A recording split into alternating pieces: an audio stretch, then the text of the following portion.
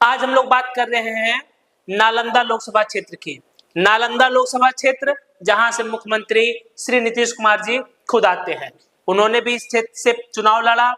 उसके बाद ये उनका गृह जिला है और इस जिले पर उनका काफी दबदबा है और सदियों से दबदबा, जब से वो राजनीति में आए हैं तब से अपना दबदबा बनाए रखे हैं। तो आज हम लोग जो सीट की बात कर रहे हैं, ये बड़े महत्वपूर्ण सीट है नालंदा लोकसभा क्षेत्र। तो नालंदा लोकसभा क्षेत्र नीतीश कुमार की कर्मभूमि गृह जिला है और यहाँ पे उनका दबदबा है।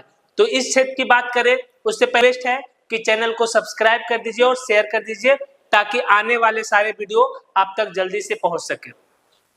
तो चलिए बात करते हैं नालंदा लोकसभा क्षेत्र की। नालंदा लोकसभा क्षेत्र हर मायने में महत्वपूर्ण क्षेत्र है। ऐतिहासिक दृष्टि से भी देखिएगा तो आपको यहाँ पता है नालंदा यूनिवर्सिटी के बारे में इतिहासों में पढ़ा जाता है। नालंदा लोकसभा क्षेत्र का पौराणिक और ऐतिहासिक दृष्टि से भी महत्वपूर्ण क्षेत्र है। राजनैतिक रूप से तो ये महत्वपूर्ण है ही, क्योंकि यहाँ से खुद नीतीश कुमार, मुख्यमंत्री नीतीश कुमार जी आते हैं। ये उनका गृह जिला है, ये उनका कर्म भूमि है। तो आइए चलते हैं। नालंदा कई मायनों में फेमस है। आपको पता है कि भगवान बुद्ध की जो ज्ञान प्राप्ति हुई थी वो इसी क्षेत्र में आता है।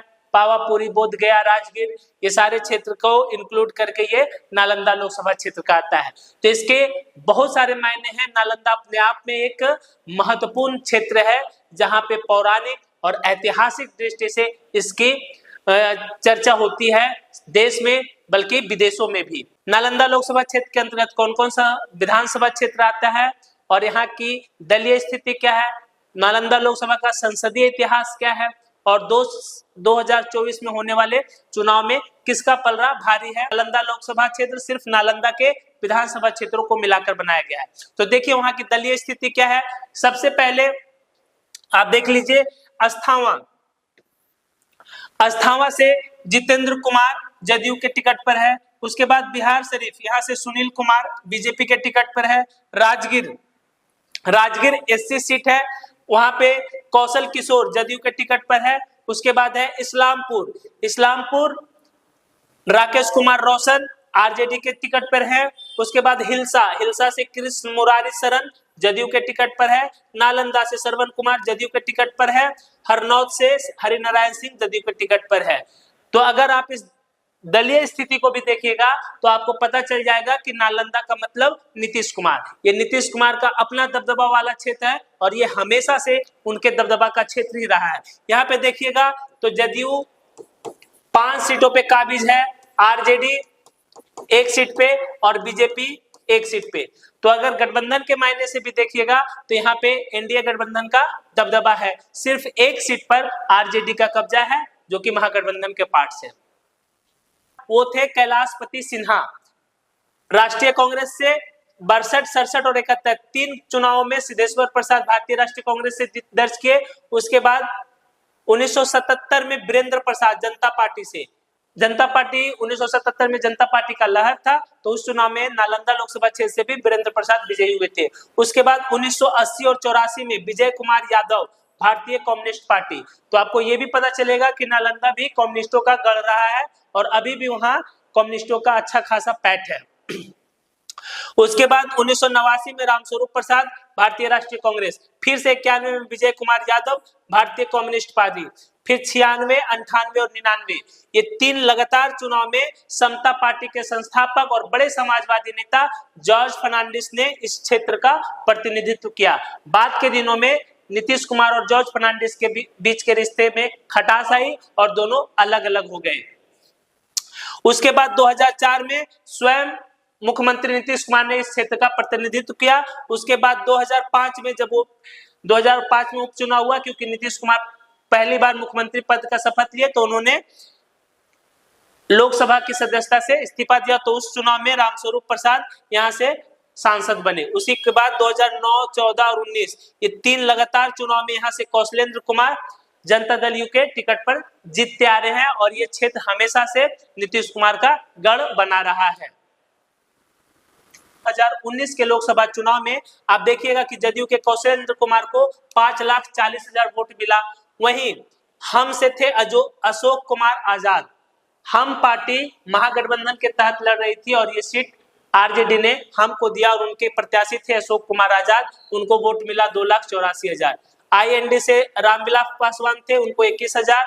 आईएनडी से ब्रह्मदेव प्रसाद, उनको 16,000 और नोटा को 8,000। तो यहाँ पर भी आप देखिएगा तो लगभग यहाँ पर आपको मिल जाएगा 2,60,000 के भारी अंतर से कौशलेंद्र कुमार ने जीत दर्ज की। 2014 के लोकसभा चुनाव की, तो इस चुनाव में भी जदयू ने भारी जीत दर्ज की, जिसमें जदयू के उम्मीदवार थे कौशलेंद्र कुमार, उनको मिला 3,21,000। सत्यानंद शर्मा लोजपा, उस समय ये सीट जो थी 2014 में लोजपा लड़ रही थी एनडीए के साथ, बीजेपी के साथ उनका गठबंधन था और जदयू अकेले लड़ रही थी, आरजेडी अकेले लड़ रही थी। तो 2014 में कौशलेंद्र कुमार 3,21,000, सत्यानंद शर्मा को 3,12,000, आशीष रंजन सिन्हा 1,27,000, बसपा से संजय कुमार 23,000 और सीपीआईएमएल से शशि यादव 19,000 ये वोट प्रतिशत रहा।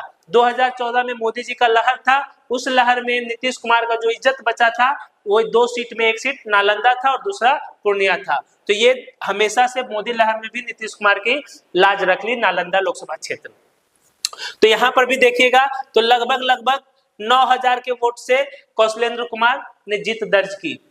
बात करते हैं यहाँ के मतदाता की, क्योंकि लोकतंत्र में मतदाता का ही महानता होता है और जातीय समीकरण क्या है। तो आप देखिए नालंदा लोकसभा क्षेत्र का जो जातीय गणित है उसमें सबसे ज्यादा वोटरों की संख्या कुर्मी जाति से आता है। नालंदा लोकसभा क्षेत्र में सबसे ज्यादा मतदाता जो जिस जाति से आता है वो है नीतीश कुमार की खुद की जाति कुर्मी जाति से। तो कुर्मी जाति से 4,12,000 मतदाता इस क्षेत्र से आते हैं।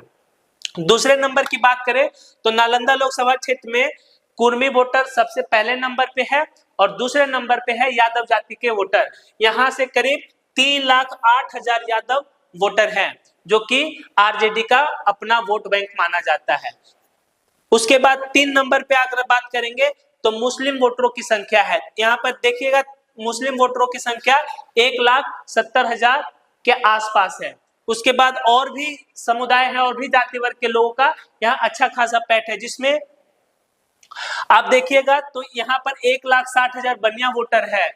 उसके बाद आप देखिएगा 1,20,000 पासवान वोटर है। उसके बाद कुशवाहा वोटरों की संख्या 1 लाख है और एक जाति है बेलदार जाति, जो कि अपने को निषाद के आसपास मानती है, निषाद वोटरों के आसपास मानती है। तो उनका भी वोटर 95,000 के आसपास है। तो तारीखों का ऐलान हो चुका है और बिहार में एनडीए के घटक दलों के बीच सीटों का बंटवारा भी हो चुका है और नालंदा की सीट हर बार की तरह इस बार भी एनडीए गठबंधन में नीतीश कुमार की पार्टी जदयू को गई है। अब देखना यह है कि जदयू यहाँ से सिर्फ फिर से कौशलेंद्र कुमार को उतारती है या किसी नए चेहरे पे भरोसा करती है। बात करें दूसरे दल यहाँ यानी कि महागठबंधन की, तो महागठबंधन से अभी सीटों का बंटवारा नहीं हुआ घटक दलों के बीच। तो इस बार देखते हैं कि महागठबंधन से हो सकता है इस सीट से आरजेडी चुनाव लड़े और वो इस बार अच्छी टक्कर दे सके। वही बात करते हैं अन्य संभावना की, तो अन्य संभावना में ये भी है कि ये सीट हो सकता है कांग्रेस या लेफ्ट को भी दिया जा सकता है। अगर कांग्रेस या लेफ्ट को दिया गया तो हो सकता है कांग्रेस या लेफ्ट से कोई नए प्रत्याशी पे दाव लगाया जाए, लेकिन एनडीए के गठबंधन की तरफ से जदयू फिक्स है और महागठबंधन की तरफ से 90% चांसेस है कि यहाँ से आरजेडी चुनाव लड़ेगी इस बार। एक और संभावना बनता है जो है आरसीपी सिंह का। ये छोड़कर बीजेपी के सपोर्ट में गए थे कि इनको टिकट मिलेगा नालंदा से या फिर बीजेपी की तरफ से, लेकिन बीजेपी इसको अभी तक पूछ तक नहीं रही है और बेचारे अकेले पड़ गए हैं। और देखते हैं क्या करते हैं, उनका राजनीतिक चाल क्या होता है, क्या वो चुनाव लड़ेंगे और अगर लड़ेंगे तो किस पार्टी से लड़ेंगे। दूसरी ओर एक और बात है कि उपेंद्र कुशवाहा जी नाराज चल रहे हैं एनडीए में, उनको 1 सीट मिला है। तो अगर वो खेमा बदलते हैं तो क्या नालंदा की सीट उनको दिया जा सकता है, ये भी एक संभावना है। संभावना और भी है, मुकेश सहनी का भी अभी तक कहीं एडजस्टमेंट नहीं हुआ है, तो वो भी अभी किसी गठबंधन में नहीं है, तो उनका क्या रुख होता है ये भी देखना है। और चैनल को सब्सक्राइब कर दीजिए।